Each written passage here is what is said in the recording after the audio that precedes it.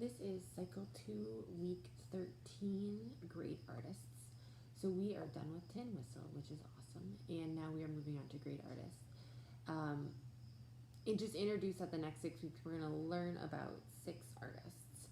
And we are going to do some work that is kind of like what they did, and we're just learning these things to practice it. We're not trying to master it, and I would probably reintroduce that each week so kids don't get frustrated if they're not doing the technique or something that they want to happen. And you can use that as a teaching point that sometimes, you know, these artists struggled as well to make,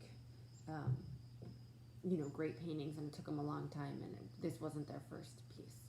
So each artist always has 3 facts and normally a picture to go with that fact to kind of drive it in. And so hopefully the kids can remember those 3 facts and remember the artist's name rather than just getting a really big story about it and not connecting it. So I have a YouTube video.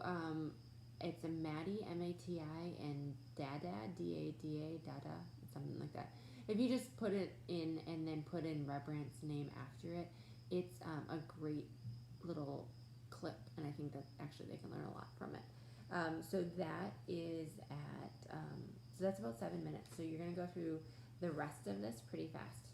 So here's our artwork. Please always put the paper clip and the Post-it back on, and then put it back into our blue folder, and this will allow for us to continually use it year after year.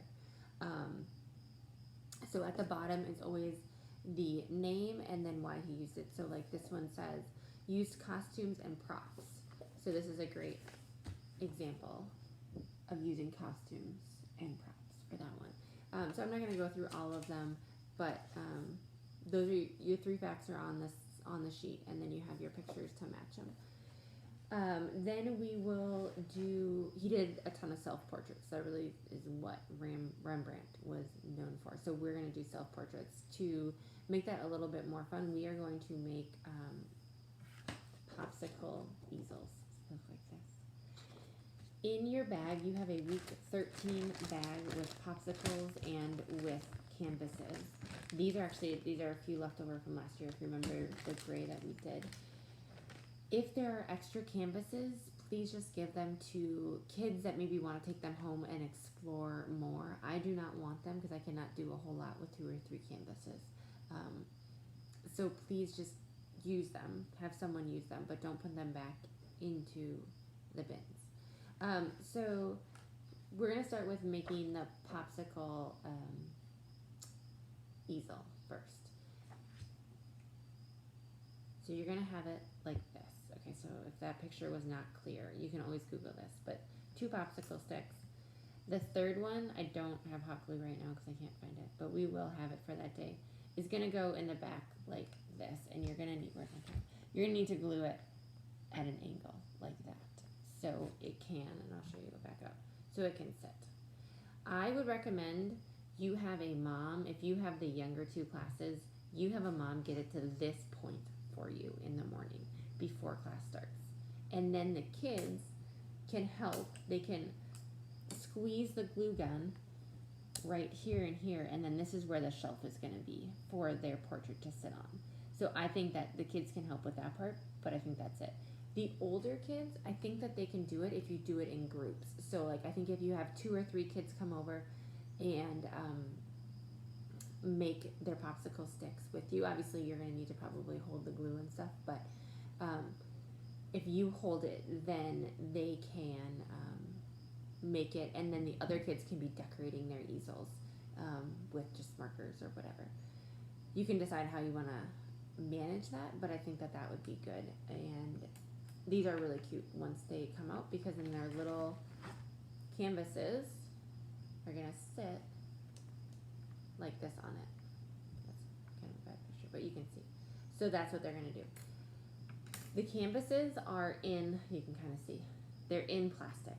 I don't have patience to cut every one of them for you. So heads up that you're either going to do that or you're going to have a mom do that morning. But they are all in plastic, every single one of them. So you need to get those out of plastic before you start your class. And then I have to use permanent markers because I think that permanent markers are going to show up best on this. If you feel like your kids cannot use permanent markers, then washable markers are fine. But I will say that last year when I had the littles, they did fine. You just tell them that these are not markers that we can color over ourselves and we can't color on our stuff because it doesn't come out. And they did really well with them. So maybe just give them one or two, don't give them a bunch, but however you want to handle that. If you don't feel comfortable, that's totally fine. Washable markers will be fine. Permanent markers will just stand out a little bit more on this canvas. And oh, what are you doing on the canvas?